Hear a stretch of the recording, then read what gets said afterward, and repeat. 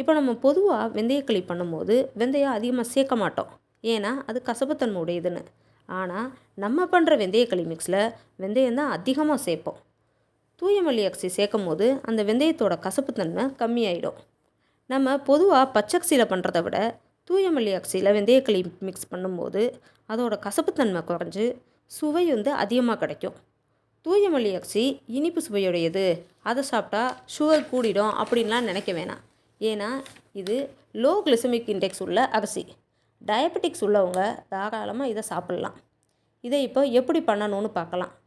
தூய மல்லி புழுங்கல் அரிசி, தூய மல்லி பச்சரிசி, வெந்தயம் 3ஐயும் 4-5 தடவை நல்லா கழுவிட்டு 1.5 மணி நேரம் ஊற வைக்கணும்.